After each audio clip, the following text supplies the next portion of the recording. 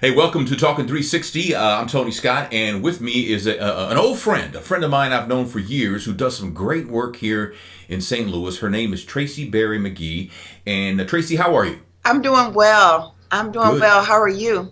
I'm good. I'm good. Now, Tracy Berry-McGhee, let's see, M.ed. What does that mean?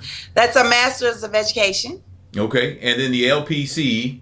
That's a licensed professional counselor. I'm a Okay. therapist, clinical therapist. Okay, okay. I've heard of the LBC, but I never heard of the LPC. So, okay. See, people always, what does all that mean? So, okay, so it actually does mean something. And it means that she gives back in a large way. She has an organization that's called the Sister Keeper Power Empowerment Center that she's had for a while. Tell us a little bit about what the Sister Keeper does. Well, Sister Keeper Empowerment Center is a nonprofit organization, and we focus on building self-awareness, diversity, leadership skills for girls ages 8 to 18. We do it through support circles, mentoring circles, working in the community as well as in the schools. And all the girls get to come for throughout the year, or if the school has a contract, they may do 24 to 36 weeks. It's a wonderful program because it gives girls an opportunity to have a strong sense of self, connect with their sister, their friends, as well as do community work. The goal is to find their purpose. And Tracy does work, Sister Keeper does work in a few schools around the St. Louis area. So your kids may already be familiar with it, your daughters. But if not, do you apply the same principles as far as building self-esteem and what Sister Keeper is all about to an 8-year-old that you would give to an 18-year-old? Well, it is different because they're dealing with different issues and different topics. That 8-year-old is more likely to deal with wanting to know if her friends will like her, trying to make sure that her parents are perceptive of her views, whereas an 18-year-old doesn't really care at this point what their parents really, they should have that foundation. So they're more into relationships, and they are really into themselves. When you become 18, you're a little more, I don't want to say self-centered, but self-centered.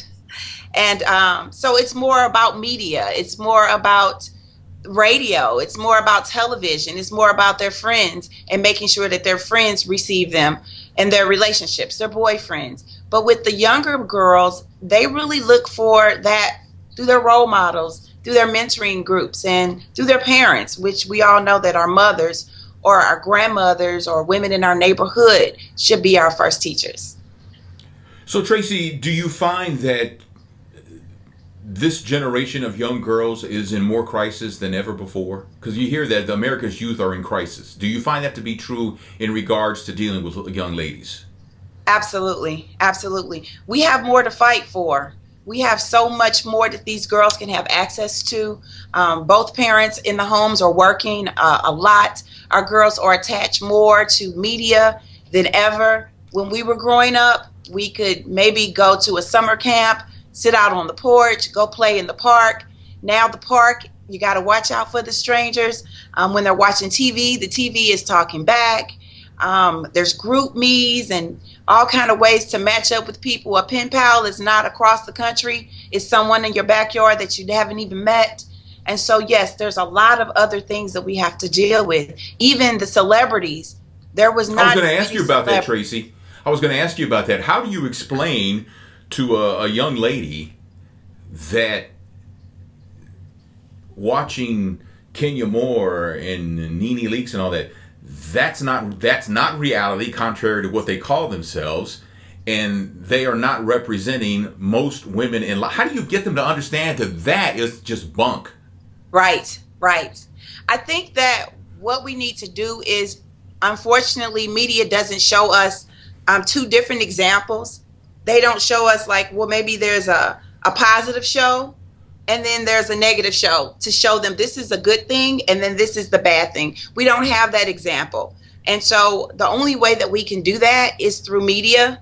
I mean, I'm sorry, not through media, positive media, of course, which I wish that we had shows like that or talk shows like that even. But we need to show them that through role models in the community. That's why we need more mentoring circles. We need to be able to tell our parents to have conversations with their daughters early on so that they realize that these are personalities. They're acting. And if they can play these roles, then you have to know that those roles are not real. It's reality TV. There's a cut. There's a start. There's a cut. Dove does a great thing with that with their projects where they show that splice up and editing. But our kids don't understand it. The only way they could probably understand it if we maybe show them how they do selfies. You know how the girls do selfies? They may turn to the side and they edit their work. They have to realize that's what these so-called stars are doing. They're editing themselves, and you don't even know who they are because they don't know who they are half the time. But aren't we failing our daughters by watching these shows with them? I think that there's two sides to that. A lot of parents say, I don't watch that garbage. I don't want to entertain the thought. I don't want it on in my house. And I agree. I think if you want to take a stand, then you will say the TV has to go off at a certain age. At a certain age. But then there's a point that if you know that your daughter has an interest in it, then that's when that conversation needs to start in the home because she's going to explore it anyway, or he for that matter. I have a daughter that's 18 and a daughter that's 22. And when they come home from school, they want me to watch the Catfishes, the Bad Girls Clubs, and I'm trying to break it down from a theoretical standpoint. But at the end of the day, it's trash. It's garbage. And it's they know that. But a lot of girls don't have anyone, Tony, to tell them it's not real. It's garbage. It's hard to believe that you have an 18 and 22-year-old daughter. I do. I have a 15-year-old son. And trust me, ask my husband. It's a journey for us both. Sure. So you have a book out called I'm a Keeper. Yes. It's Poetic Expressions for Girls. Tell me about the book. Well, the book, this is my third book. The first book was Sister Keeper Poetry for the Soul. I started 2002. It was almost 12 years ago with Sister Keeper Poetry for the Soul. And it was written for girls, poetry, journaling, to allow them to have a sense of self, as I said before, a sense of purpose, a sense of sisterhood, because so many girls deal with these issues, and a sense of community. When I did that book, I also did a CD to go with it because I felt like we could have a literacy component to it. Girls could also listen to what I was saying and connect with that voice, because we know that in our community, we need to hear a positive voice over and over again, and it doesn't have music over it. Unfortunately, everybody says we need rhythm, but our voices have a natural rhythm. So then 10 years later, people said, what about the little girls? We have the middle school book, but what about the little girls? So in 2006, we took a trip to Africa, and the girl that's on my cover, her name is Tracy as well. I met her, and I think that everything has a purpose. When I was in Africa, I met this little girl. I thought, this is the time I really got to do a book for little girls, because little girls, their first role model is their mother. Some of the girls that I see in therapy, it's not their mother. Most of them tell me it's, unfortunately, the stars that we speak about, or even Disney stars, who are not always most appropriate, as we know. But I thought it would be good to have a book where they could write, they could get the poetry, and they could journal, and they could start that process. So this book is more for elementary school age girls. They can write, they can share with their parents. There's a poetry piece that talks about hand-me-downs. There's one that talks about sticks and stones, little Sally Walker being a part of the circle, as well as for that maybe 5th or 6th grader. There's even one in there that talks about clicks and Instagram famous and wanting to be a part of that Facebook and update your status all the time. But in addition to that, it gives them a journal, because you got to start that process. And when I was a little girl, Tony, my first journal was in 3rd and 4th grade, and I never stopped writing. When I picked that pen up, I never stopped. So I think it's a great tool because our girls need it. They need to write. We know that girls are texting.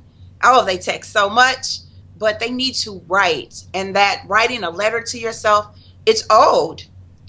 It's old. So this is what that book allows. It allows you to read. It allows you to write. It allows you to process and then share, whether you're sharing with your mother, your sister, or in a mentoring circle.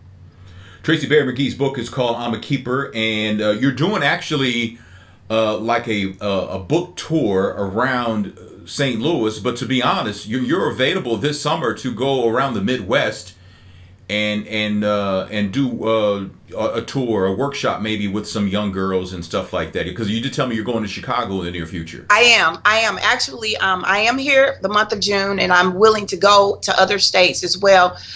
In July, I'm going to Chicago, and then I'll be going to Kansas City in August. And so it allows me that flexibility because I have my own private practice. I do have the availability to go to different states, different weekends and throughout the week. Sister Keeper was started right here in St. Louis, but now we have Sister Keeper chapters in New Mexico and Africa, Ghana, Jamaica, Thailand. Even one of our girls from Thailand went over there to go to school to teach, and now she actually is back in the States. So it's all about giving back. We even have a circle in Germany. And I think it's really cool because when we first started, I would go to different conferences and people were saying that, as we all know, there wasn't enough information out there for African American girls, for our minority girls, that you can open up a book and say, oh, this is just for me.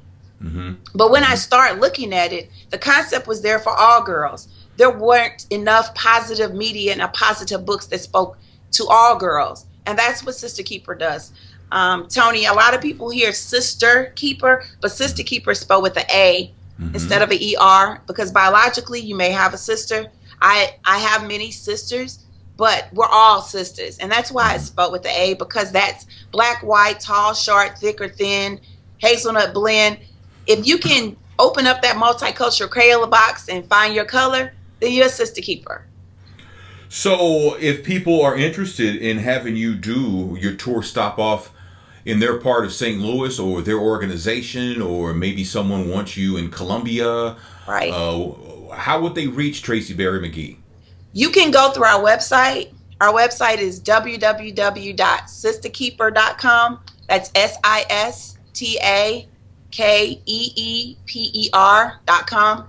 And then we have a link under there. It talks about all the things that we offer here. And then there's a link that says Soulflower Sister. That's one of the names that I go by, even though my poetry name, we all have poetry names or names that you may name yourself as an author. Mm-hmm. My poetry name is Divine T. But under that link, it's Soulflower Sister, because I think that my purpose is to just sow a seed, and that's all I'm trying to do. Well, I was going to ask you about that in closing, about you. And I've known you for a long time, and when I did radio, I did my radio show from your facility one time, and yes, we talked about, we talked a lot about your practice and what you do. And I'm not seeing one right now, but I saw a therapist for over 15 years. And it saved my life. But you as a therapist, it would be very simple for you to have your list of clients and do what you do, and then go home and go on with your life. But you give back so much, Tracy. What inspired you to do that? Ever since I've known you, you've been like that. What got you? What got in your head? Because there are some therapists and they do a great job, and they work and then they go home and they have their home life. But you've given so much back, and there's nothing wrong with you're a therapist and you work your set hours. There's nothing wrong with that. Right. But you do so much more. What got into you to get you to that point? Well, I think that it was my upbringing. My mom, I was a teen mom. My mom had me when she was 16, and we grew up in a community that helped out everybody. It wasn't just about me and my mom. It was a village. It truly was a village, from the library to my grandparents to the women in the neighborhood, as well as the men. And I think that that's really critical, because if I didn't have that support system, I don't know where I would be today. I mean, if I didn't have even the Maya Angelou's, the books, the books did so much for me, because it allowed me to see that there was more to life than just my neighborhood, and I wanted to see more. And so as a result of that, I know the importance of giving back. And I remember when we first connected and you had a call out for therapists, there was a young man and there was a fire, and I think he went out of town and he came back, and his sibling had passed away, and they needed things, and all I could think was whatever we could give, I wanted to be there to give it. And it really forged a relationship, because you've always been about community, Tony. That's why we call you Uncle Tony, because your community, you speak to the community. And as a result of that, I never could see life any other way. As a therapist, yes, that is my career. But my purpose, my divine purpose, that's Sister Keeper. And God gave that to me. No one can take that away. I promote positive things in the community because we need that. And so that's why with every book that I have, I'll do a I Define Me t-shirt or I'm a Keeper t-shirt, because our girls, we have more in common than we do different. But there's so much violence in our communities that we're thirsty for knowledge. And so if all we get is the television, then that's what we will have. But if we could give them a positive television show, a positive social media outlet, a positive book, and then let them start writing their destiny, they can see that if I can do it, and I came from North St. Louis, west, south, because my mom, we moved a lot, you can too. And so why would I not do it? It's why not why, but why not? That is Tracy Berry-McGhee. Her new book is called I'm a Keeper, Poetic Expressions for Girls. She is traveling the Midwest this summer. If you want her, how can people get the book?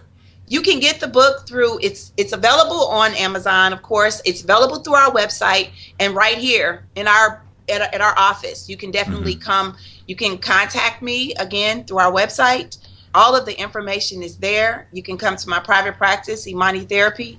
I really believe in intervention as well as prevention and awareness. Like you said, that you're not in therapy now.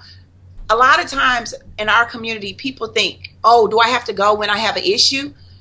And a lot of times, maybe that's when people pick up the phone, when there's an issue. But it's about wellness. The one thing that I know could not do without is my mental health, my spiritual health, as well as relationships. I need to have that social part to what I do. And so that's why we do mentoring. That's why we do intervention, and that's why we do awareness, so that we can impact the issues that impact our community, from breast cancer to HIV awareness, domestic violence, all those issues that young girls will deal with if they don't find their purpose now. That's Tracy Berry-McGhee. She has lots of great information. If you're interested, we'll put contact information again in the show notes if you didn't get a chance to write it down, or maybe you're watching as you're waiting for your girl to come out from getting her hair done or something. You're sitting in the car watching this on your little mobile device, because the 80% of the people who watch on our website are watching from tablets and phones. So if you're doing that, I'll put the information down below and you can get it when you want. Tracy, thank you so much for your time. It means a lot that you've reached out to me and we've been able to do this. Thank you. Thank you so much. And whatever it is that you're doing, I want to be there, because you have been such an asset to our community and you will forever be. So thank you, Tony. Thank you very much. That's Tracy Berry-McGhee. I'm Tony Scott. Thank you so much for watching Talking 360.